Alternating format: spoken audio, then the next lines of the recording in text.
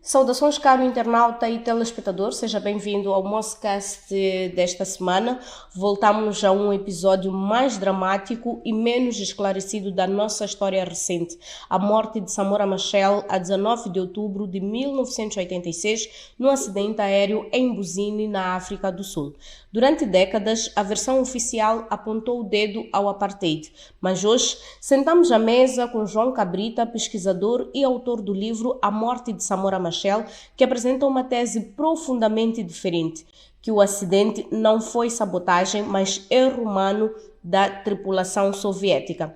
João Cabrita, muito boa noite, obrigada por aceitar o nosso convite e começo já por perguntar como é que reconstrói, com base no seu livro, os últimos minutos do voo presidencial que matou Samora Machel. Boa noite, muito obrigado pelo convite. Ora, os últimos minutos de facto são importantes, pois ficaram registados, tudo ficou gravado, nomeadamente as comunicações entre o avião e a torre de controle. Ficou também gravada a conversa dentro da cabine, o que permitiu aos investigadores concluir que houve uma série de falhas por parte da tripulação. Houve também alguma confusão nas comunicações entre o controlador de tráfego aéreo e o avião, o que tudo em conjunto explica o que de facto aconteceu. Reparei que na sua introdução disse que a versão oficial ainda está por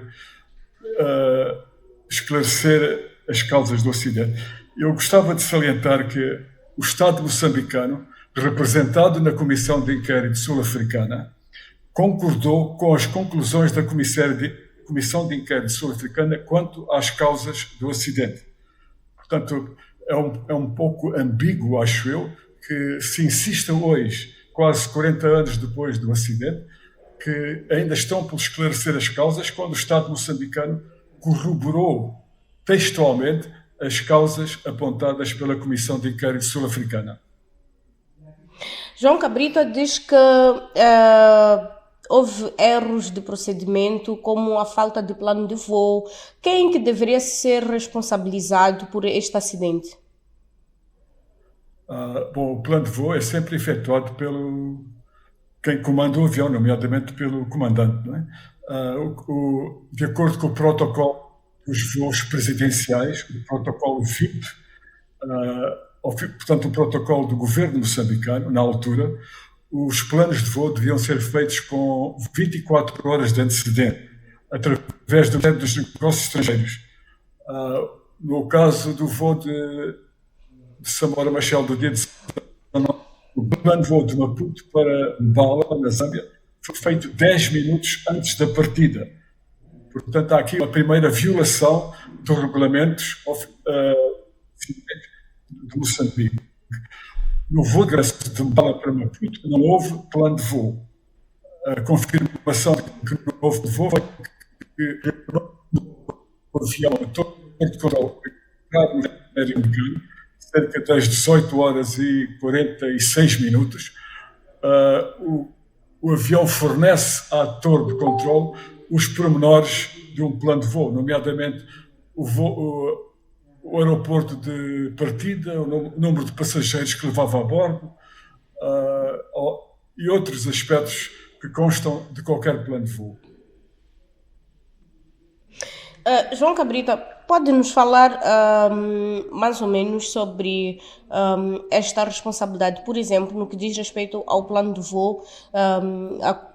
Eu vi uma das entrevistas que deu e explicou que por falta deste plano de voo, já de regresso a Maputo, foi detectado que estavam com problemas de combustível e que este desvio, quer dizer, numa situação em que não há uma pista disponível para o voo aterrar, devia-se fazer um desvio para o aeroporto da Beira.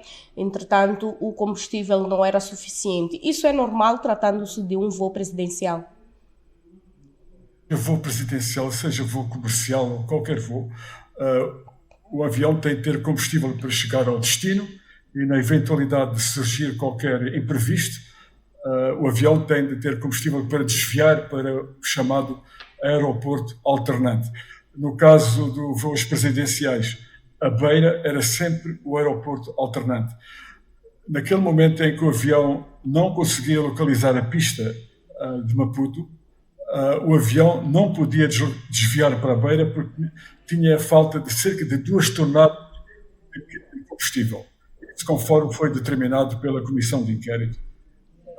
Portanto, há aqui uma falha. É interessante que durante a escuta da gravação dentro da cabine do voo, o comandante recorda episódios anteriores, nomeadamente num voo para Lusaka, que também não tinha combustível suficiente para o voo.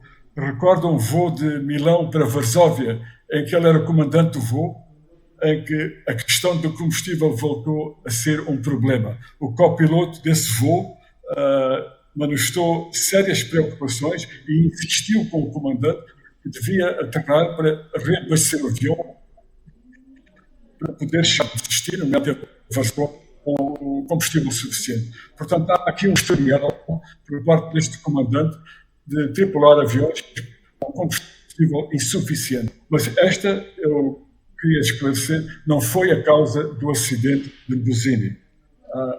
Foi um fator que contribuiu para a situação bastante difícil em que o comandante se encontrou, pois quando ele não conseguia localizar a pista, não tinha meios de sintonizar o aparelho para uma aterragem por instrumentos, que era o ILS, ele próprio diz: não há para onde ir, não há instrumentos. Ele sabia que não podia desviar-se para a beira. No entanto, ele podia atravessar a fronteira e aterrar na base aérea da Força Aérea Sul-Africana em Oxford. Ele podia também desviar para o aeroporto de Durban. Aí tinha combustível suficiente para chegar a esse aeroporto. Estas confusões ligadas à falta de plano do voo, a questão do piloto não conseguir avistar uma pista na hora de aterragem em Maputo, falta de combustível, não teriam sido problemas premeditados? Pois é, nenhum piloto, em princípio, vai cometer Há casos, aliás, de suicídio em que pilotos provocam acidentes. Parece que o acidente do voo para Angola foi um caso desses, infelizmente. Houve também recentemente o caso do avião alemão que despenhou-se em Espanha e ficou concluído que era um caso de suicídio. Neste caso, a gravação dentro da cabine de voo do Tupolev presidencial não indica que houvesse essa intenção por parte da tripulação do Tupolev. Quanto à questão de outras falhas, como por exemplo o avião para aterrar em Maputo ou em qualquer aeroporto tem de cumprir com procedimentos muito específicos que não foram cumpridos. Nomeadamente, o avião recebeu instruções precisas da torre de controle que podia iniciar a descida quando entrou no espaço aéreo moçambicano até atingir os 3.000 pés ou as luzes da pista à vista. Só com as luzes da pista à vista é que ele poderia iniciar a aproximação à pista de Maputo com recurso a um outro sistema que não é o VOR, que é o IA, que é um sistema de aterragem por instrumentos. Ora bem, quando o avião não avistava a pista, as luzes da pista, o comandante deu instruções ao operador de rádio para comunicar com a torre de controle para que esclarecesse qual era a situação das luzes da pista. E teve o cuidado de dizer ao operador de rádio que, para mencionar 3.000 pés.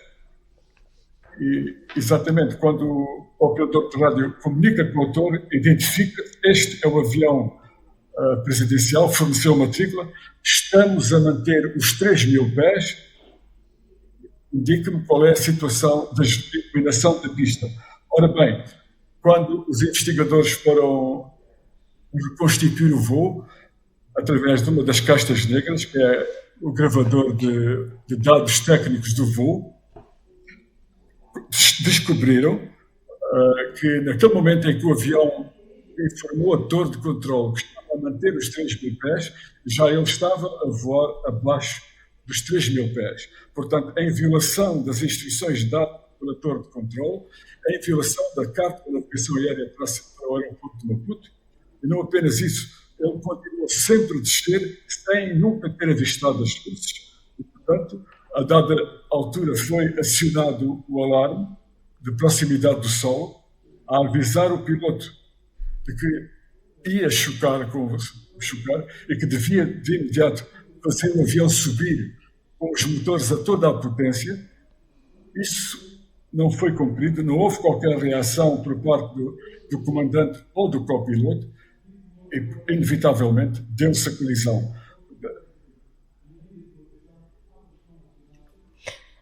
João Cabrita, pode explicar a teoria do voo falso, porque esta é a teoria que muitas vezes tem sido difundida quando se fala do acidente de Umbuzine. A teoria do voo falso começou por ser avançada pela parte soviética, que disse que teria existido um voo falso a transmitir com a potência, aliás, com a mesma frequência o VOR de Maputo, só que seria um VOR com uma potência superior, o que teria anulado o sinal transmitido pelo rádio farol VOR de Maputo. A parte moçambicana, que começou por aceitar a tese do VOR falso, veio mais tarde contrariar essa tese, nomeadamente, enquanto a parte soviética diz que o VOR verdadeiro, portanto, o VOR manteve-se em funcionamento, americana disse que possivelmente teria sido desligado num ato de sabotagem.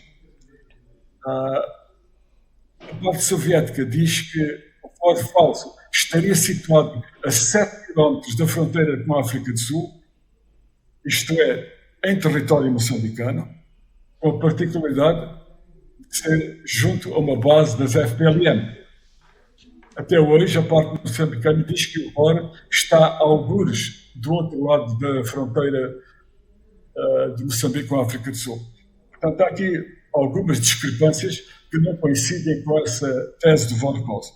Mas o mais interessante é que o piloto da LAM vinha da Beira para Maputo quando ocorreu o acidente, declarou à comissão de inquérito que havia entrado em sintonia com o rádio farol de Maputo a 180 milhas náuticas de Maputo. A parte soviética foi a argumentar perante a Comissão de Inquérito Sul-Africana que o facto do voo da LAM, da Beira para Maputo, ter sintonizado o voo de Maputo a 180 milhas náuticas era prova de que havia um voo falso de grande potência, um voo falso, pois, caso contrário, o piloto da LAM não poderia ter captado o sinal desse. Eu entrevistei o comandante da LAM, o comandante Sam Marques, que me disse que tinha a certeza absoluta de que estava em sintonia com o voo de Maputo, pois os aparelhos do avião assim o indicavam. Além disso, ele sintonizou o emissor de onda média da Rádio Moçambique na Matola, os 737 MHz, que era utilizado pelos pilotos para confirmarem a posição do voo. A parte soviética não aceitou e insistiu que não era possível o piloto da LAM captar esse voo a essa distância, muito embora outros, naquela noite, por exemplo, do acidente, um voo da LAM que vinha de Quilimana, aterrou em Maputo às 18 horas e declarou à comissão de inquérito ter captado o voo de Maputo a 200 milhas náuticas. Há um autor que publicou um livro sobre o desastre de Samora Machel, que é a morte, aliás, quem matou Samora Machel. O nome dele é apelido Marques, em que ele cita o comandante da LAM, Franklin Bastos, a dizer que conseguia captar o voo de Maputo a 350 milhas náuticas de Maputo. Portanto, a tese soviética aí cai pelas bases, porque não condiz com o que acontece na prática.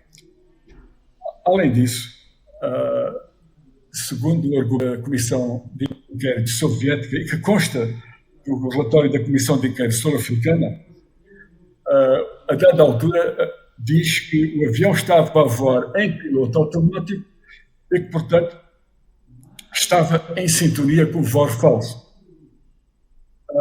A Comissão de Inquérito Sul-Africana rejeitou essa hipótese por uma simples razão. O radial que estava registado nos aparelhos do avião era o radial de Lusaka Field. Field é um aeroporto no Zimbábue. Portanto, isto é outra falha dos tripulantes, que não mudaram o radial para Maputo, que seria o radial correspondente aos 45 graus. É o radial correspondente à pista 23, a pista de Maputo. Portanto, o radial que estava fixo no sistema do avião era o radial de Lusaka Field. Por essa razão, a Comissão de Inquérito Sul-Africana disse que, mesmo voando em piloto automático, não era possível estar em sintonia com o VAR Maputo, dada essa discrepância dos radiais. A parte sul-africana, quando fez a reconstituição do trajeto do voo, juntamente com os investigadores soviéticos e moçambicanos em Moscovo, com recurso a uma das caixas negras do avião, concluiu e demonstrou factualmente que o trajeto que estava a ser seguido pelo avião Tupolev do presidente Samora Machel iria dar a Matsapa, na Suazilândia. E isto porque, por vento, talvez, é uma hipótese que a Comissão Sul-Africana levanta, o comandante, o piloto, sintonizou o voo de Matsapa e não o de Maputo, por engano, devido ao facto de as frequências do voo de Maputo e de Suazilândia, na Matsapa, serem bastante próximas. A de Maputo é 112.7 MHz. A de Matsapa, em Eswatini, em Suazilândia, era de 112.3. Portanto, era apenas uma questão de decimal 3 e 7. Possivelmente, por engano, o comandante ou o copiloto sintonizaram a frequência de Matsapa e o avião estava a seguir em direção ao porto de Eswatini. A parte soviética alegou que era impossível o avião ter captado o sinal transmitido pelo voo de Matsapa, dada a distância em que se encontrava, e também devido a obstruções causadas pela montanha próximo dos Lipomos. A parte sul-africana então sugeriu que se fizesse um teste ao voo da Matsapa, à distância em que o Tupolev presidencial se encontrava, para poder determinar se sim ou não era possível o avião, naquela posição em que se encontrava, poder ou não sintonizar o voo da Matsapa. O Estado nunca deu permissão para efetuar o teste. No entanto, a parte sul-africana pediu a pilotos de transportadoras aéreas para efetuar esse teste e, de facto, ficou confirmado que àquela distância em que o Tupolev presidencial efetuou a volta prematura à direita, orientada alegadamente pelo voo da Matsapa, podia captar o voo de Matsapa em Eswatini. Mas como é que se explica então que, por exemplo, a filha de Samora Machel diz que as luzes no aeroporto estavam apagadas? Qual seria o interesse da família Machel em continuar com esta tese de assassinato? Aliás, não só a família Machel, o próprio partido de Frelimo fala de assassinato, de tal forma que até hoje, estamos aqui a fazer o programa, o site do Partido Frelimo faz menção que Samora Machel foi vítima de assassinato por parte dos seus inimigos. Quer dizer, o Partido Frelimo que controla, que está no poder há 50 anos, desde a independência, também faz menção a esta teoria de conspiração. Quanto à iluminação da pista, tal como alegado pela filha de Samora Machel e de Graça Machel, a senhora Josina Machel, em que ela diz que não apenas as luzes da pista, mas também do rádio farol de Maputo foram desligados na noite do acidente, eu gostaria de referir que quando o avião entrou no espaço aéreo moçambicano, no voo de regresso, quando eram cerca de 20 horas e 47 minutos, o avião entrou em comunicação com a torre de controle de Maputo. Informou que acabava de entrar no espaço aéreo, que se encontrava a 35 mil pés, que ia iniciar a descida e que esperava chegar a Maputo às 21 horas e 20 minutos. Houve, posteriormente, uma segunda comunicação entre o avião e a torre, desta vez por iniciativa da torre de controle, a fornecer o boletim meteorológico à tripulação. Houve ainda uma outra comunicação em que o controlador de tráfego pretendia saber qual o aeroporto de partida do avião. Depois ele estava confuso se era Lusaka ou Mbala.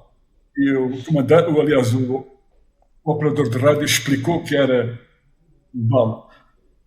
Mais tarde, quando a tal volta prematura à direita, cerca de 4 minutos depois, o avião comunica com a torre de controle a pedir que esclarecesse qual a situação das luzes da pista. E essa comunicação, esta última comunicação, foi até ao momento da colisão. O que eu pretendo aqui simplesmente dizer é que para o avião poder comunicar com a torre de controle comunicar com o avião, é porque havia energia na cidade de Maputo. Aliás, no aeroporto de Maputo. Portanto, a senhora Dona Machel, talvez não tenha esta informação. Quanto à questão do Partido Frelimo, até hoje dizer que Samora Machel foi assassinado e que está por esclarecer. Eu acho que o nosso cast, se está de facto interessado em apurar estes factos do acidente, era pedir à Presidência da República que divulgasse um informe que o Presidente Joaquim Chissano apresentou perante a Assembleia da República Popular a 13 de abril de 1977, a explicar os resultados da investigação efetuada pela Comissão de Inquérito Sul-Africana e também pelos investigadores dos 3 países. O Jornal Notícias divulgou esta informação do informe, mas quando eu fui consultar os arquivos do Jornal Notícias, não consegui obter o texto do informe apresentado pelo Presidente Joaquim Chissano. Seria útil, creio eu, para esclarecer estas dúvidas, que a Presidência da República divulgasse esse informe do Presidente Joaquim Chissano para saber exatamente o que é que contém, para ver o que é que o Sr. Presidente Joaquim Chissano diz nesse informe no que respeita ao facto de a Comissão de Inquérito moçambicana ter corroborado as conclusões da Comissão de Inquérito sul-africana quanto às causas do acidente.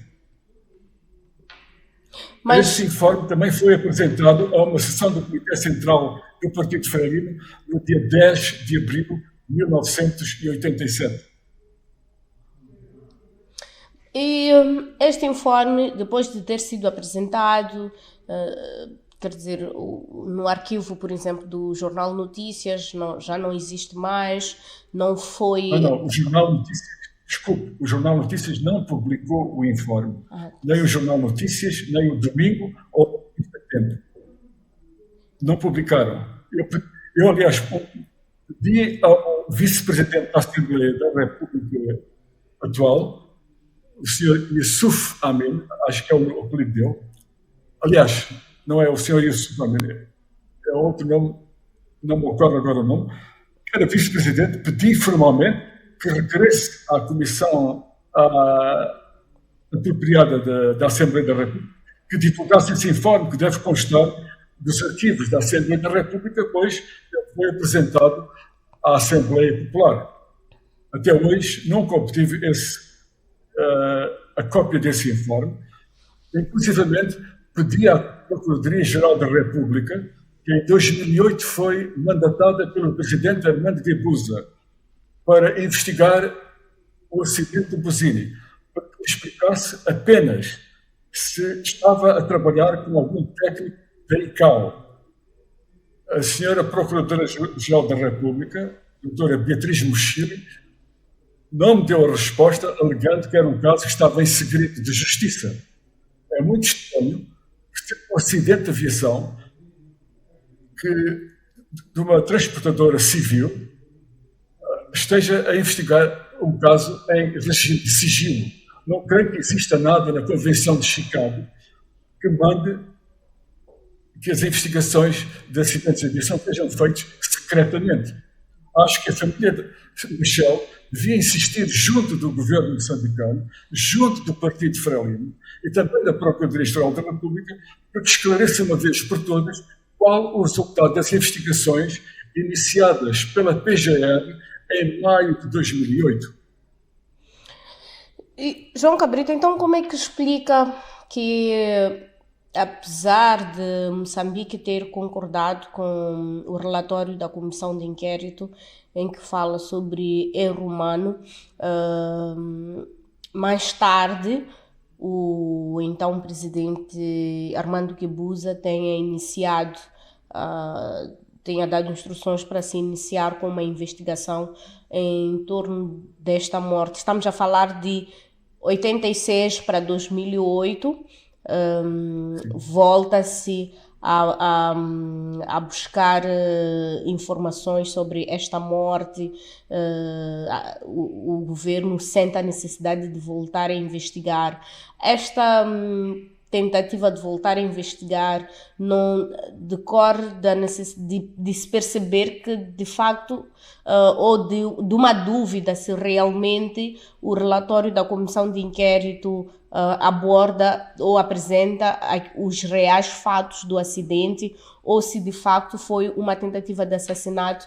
E o que é que lhe parece, por exemplo, este silêncio da Procuradoria em não querer falar publicamente sobre este assunto? O que é que lhe parece que os jornais, estamos a falar de um documento que aborda a morte de um presidente, e o primeiro presidente de Moçambique. Então, o presidente da República vai ao Parlamento, apresenta um informe sobre as constatações da morte de Samora Machel, e os jornais não escrevem sobre isso. Então, esse informe desaparece. Qual é a lógica por detrás? É tal situação ambígua, quer dizer, andamos há 40 anos a falar deste assunto, mas há estas contradições, há esta posição ambígua da PGR no informe, alegando que o assunto está em segredo de justiça. O senhor presidente Armando Guebuza, o senhor presidente Chissano, o senhor presidente Filipe Nyusi, reiteradamente informam o país e os familiares das vítimas que estão a investigar o caso. No entanto, o próprio governo moçambicano extinguiu a Comissão Nacional de Inquérito.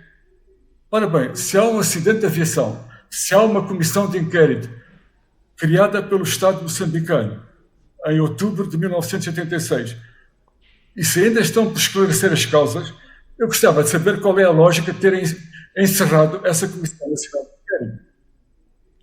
Eu acho que esta postura ambígua dos sucessivos governos moçambicanos decorre da posição inicialmente tomada de apresentar o acidente como um crime, como um ato de terrorismo de Estado. que seria agora um pouco ambíguo, passado 40 anos, vir dar o dito por não dito.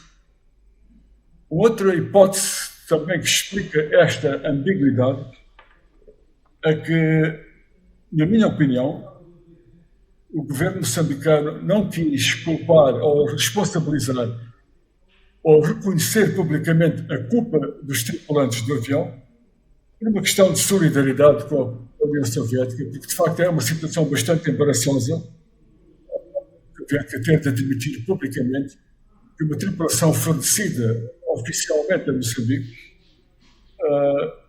tenha, por falta de incumprimento dos regulamentos da aviação, tenha provocado um acidente e que causou a morte do chefe de Estado e de outras pessoas.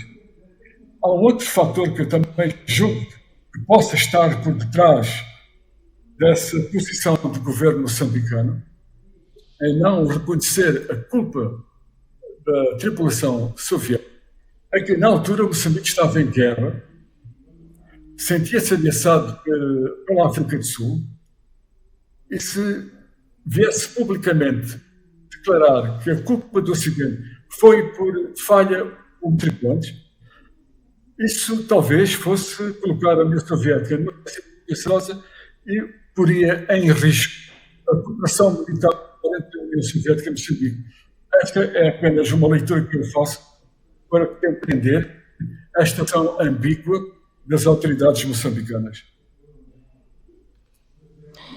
Graça Machel, em algum momento teria afirmado que alguém facilitou o acidente, mas não chegou a apontar nomes. Estaria a falar sobre a tripulação, estaria a falar sobre o regime do apartheid, os líderes, neste caso, do regime do apartheid na África do Sul, ou estaria a falar de entidades moçambicanas, membros do governo, do então governo e membros do Partido Frelimo? Acho que, segundo o jornalista Marcelo Mosse, que escreveu um livro juntamente com o Sr. Paul Fauvet, o título do livro é Não pôr algema nas palavras, sobre a morte de Carlos Cardoso. Eles dizem que Graça Machel referia-se a generais das Forças Armadas de Moçambique, como sendo as pessoas que teriam colaborado com o regime do apartheid no posto ato de terrorismo de Estado que veio a causar o desastre na Bosínia. A senhora Dona Graça Machel prestou declarações à Comissão da Verdade e Reconciliação da África do Sul. Eu obtive os depoimentos de outras pessoas que prestaram declarações a essa Comissão Sul-Africana, mas não foi possível obter o depoimento da senhora Graça Machel, em que ela supostamente terá mencionado nomes de oficiais das Forças Armadas moçambicanas, com a patente de general, segundo o senhor Marcelo Mosse. É um facto que em qualquer regime, em qualquer partido, há divergências, há dissidências. A Frelimo não é uma exceção à regra. Basta recordar que em 1975, em dezembro, 6 meses após a declaração da independência, houve uma tentativa de golpe de Estado em Maputo pelas Forças Armadas, nomeadamente por oficiais antigos combatentes macondes. Posteriormente, em 83, tive conhecimento de uma tentativa de golpe de Estado. Não consegui apurar todos os pormenores, mas sei que, segundo informações fidedignas que eu obtive de fonte segura, o senhor Armando Emílio Gabuza seria suspeito de conspirar contra Samora Machel, o que levou o presidente Samora Machel a propor a destituição de Armando Gabuza do cargo de membro do partido. O presidente Samora Machel não teve a anuência de Marcelino dos Santos, nem de Joaquim Chissano e, creio eu, de Alberto Chipano. Ficou decidido que o Sr. Armando Guebuza seria nomeado para governador da província de Nampula, ou dirigente da província de Nampula, o que ele recusou, e isso estou a falar de acordo com as fontes que eu consultei, e ficou decidido então que o Sr. Armando Guebuza seria nomeado ministro da presidência com escritórios na sede do Comitê Central da Frelimo, em São Marchil. Essa suposta tentativa de golpe de Estado tem a ver com a formação da Força de Intervenção Rápida, que é hoje conhecida por UIR. Essa força foi constituída em 1983 por proposta de Armando Guebuza para a defesa de alvos estratégicos na eventualidade de um ataque sul-africano. O presidente Samora Machel e outros membros do governo concordaram com a criação dessa força, mas, posteriormente, o Serviço Nacional de Segurança Popular, SNASP, informou o presidente Samora Machel de que essa força de intervenção rápida não tinha, face aos meios que estava a ser atribuídos a essa força, não tinham como objetivo da defesa de alvos estratégicos, mas sim era uma força convencional e que poderia ser utilizada para um golpe de Estado. Portanto, essa seria a razão que Samora Machel propôs a destituição de Armando Guebuza. Terá sido essa a informação que Graça Machel terá prestado à Comissão da Verdade e Reconciliação. Se francamente não tive acesso, como disse, não posso precisar. Não foi essa a única tentativa de golpe de Estado. No dia 25 de outubro de 86, portanto a seguir ao desastre de Mbuzini, circulou em Maputo uma espécie de manifesto de antigos combatentes das Forças Armadas de Moçambique. Eu aconselho a leitura desse documento, está disponível na internet, foi traduzido para português, aliás, foi traduzido para francês, pelo professor Michel Caillan, em que fica claro que, a nível das Forças Armadas, reinava o descontentamento face à presidência de Samora Machel.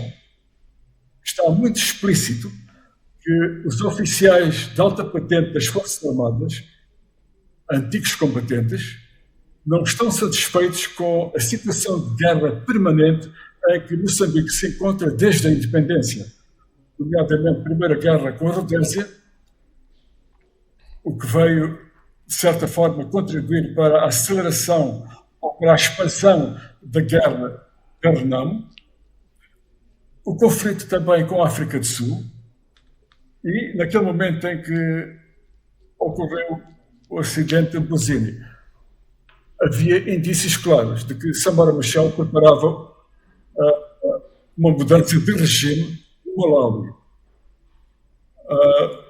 Os autores dessa carta disseram que era tempo de vivermos em paz, lutarmos para a independência, não para andarmos em guerras. Quanto à questão do apartheid, concordavam que era um sistema que não se justificava, mas que cabia aos sul-africanos, e apenas aos sul-africanos, resolver esse problema. Portanto, diz também esse manifesto dos antigos combatentes que o futuro presidente de Moçambique deve ser uma pessoa que trate com respeito os oficiais das Forças Armadas de Moçambique. Esta é uma referência à expressão utilizada pelo presidente Samora Machel logo a seguir à independência, quando apelidou os antigos combatentes de javalis. Isso chocou os veteranos da luta armada e, portanto, eles queriam que o futuro presidente fosse uma pessoa que tivesse um comportamento diferente. Portanto, estes são alguns dos pontos que vêm nesse manifesto que provam que, de facto, existia descontentamento a nível das Forças Armadas. A investigação do Ocidente não provou de forma categórica, aliás, provou de forma categórica que não houve ação de sabotagem, que se tratou simplesmente de um erro da tripulação que veio a causar o desastre. Portanto, a hipótese de uma conspiração interna, tal como avançada pela senhora Dona Graça Machel, embora plausível, não terá sido ou não foi a causa do acidente de buzina.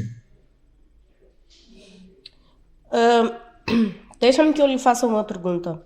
Se tivesse realmente sido a causa do acidente, esta conspiração, tendo em conta que o contexto na região também não era favorável à personalidade de Samora Machel, no caso particular da África do Sul, e também havia uma onda de descontentamento interno, estas tentativas falhadas de golpe de Estado. Se tivesse sido uma conspiração, acredita que o governo moçambicano assumiria hoje, o governo moçambicano liderado pela Frelimo assumiria hoje que membros do partido estiveram por detrás da morte de Samora Machel? Bom, eu volto a insistir. Os resultados da investigação não foi apenas da África do Sul, é uma investigação conduzida conjuntamente com a União Soviética e com o Estado moçambicano, com o apoio de peritos da ICAO. Essa investigação prova de forma cabal de que se tratou de erro da tripulação. Agora, sim, eu compreendi essa questão de erro da tripulação, mas eu queria perceber se... Sim, se de facto o governo moçambicano que não veio a público confirmar, é possível, se de facto tivesse existido uma conspiração e o acidente fosse resultado de uma conspiração interna, é possível, não posso, estamos no campo da especulação, mas também temos de ter em conta o comportamento da Frelimo como frente e como partido em situações delicadas em que nunca foi muito pontual, nunca foi muito concreto a explicar certas ocorrências. Por exemplo, a morte do presidente Eduardo Mondlane. Até hoje, o relatório realizado pelo governo tanzaniano do governo tanzaniano nunca foi divulgado. Isto para dizer que há outras situações, quer dizer, comunicados olha, aumenta o quórum que eu sou um comunicado das FPLN em 1977 sobre a prisão de uma série de oficiais das Forças Armadas de Moçambique em Cabo Delgado, incluindo o comandante Francisco Medeiros, que é acusado de corrupção, de alcoolismo, ele e outros. Além desse comunicado, nada mais se disse sobre o facto do Sr. Francisco Medeiros ter sido fuzilado, aliás, executado em Mocimbo da Praia, no dia 25 de junho de 1977, por alegadamente ser corrupto, ser alcoólico, indisciplinado, ele e outros. Portanto, há um historial da Frelimo de falta de transparência. Duvido que ela, pela Frelimo, duvido que viessem a público esclarecer ou confirmar que alguém dentro do partido tivesse conspirado para assassinar Samora Machel. Não faz parte da cultura da Frelimo ir a esse de fornecer pormenores sobre problemas graves a nível interno, especialmente tratando-se da morte de um presidente. João Cabrita, mesmo para terminar, se fosse possível confrontar o governo moçambicano Com base nas provas e nas pesquisas que fez, que pergunta faria em nome dos moçambicanos? É o que eu fiz há pouco, que o governo moçambicano explique que, perante a Comissão de Inquérito Sul-Africana, concordou com as conclusões respeitantes às causas do acidente e aos cidadãos moçambicanos e ainda está por esclarecer o acidente. E também que divulgue os resultados da investigação que a PGR anda a efetuar desde maio de 2008 e já agora que também divulgue o informe que o presidente Joaquim Chissano apresentou perante a Assembleia da República a 13 de abril de 1987, informe esse que também foi apresentado à reunião do Comitê Central da Frelimo de 10 de abril, iniciada a 10 de abril deste ano. É isso. Aliás, encorajo os familiares de Samora Machel, a família de Samora Machel, em nome das outras vítimas deste acidente, que insistam perante quem de direito para que esclareçam esses pontos. Porque isto está-se a tornar um ritual em que, a cada 19 de outubro, assistimos sempre a uma ladainha de que estamos a investigar, estamos por esclarecer. Há aspectos que podem ser esclarecidos, que são esses que eu acabei de mencionar. Certo, muito obrigada, João Cabrita. Cerca de 40 anos depois, a morte de Samora Machel parece não estar devidamente ou completamente esclarecida. Estivemos a conversar com o pesquisador João Cabrita, ele que pesquisa sobre este tema e também tem um livro lançado com base nas pesquisas que fez.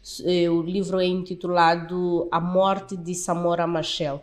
E desta feita fizemos o Moscast desta semana. O programa estará disponível nas nossas plataformas digitais, nomeadamente o YouTube e o Facebook do Jornal de Mozambique Times e também nas páginas da MBC TV, canal 352 da TV Cabo. Até a próxima.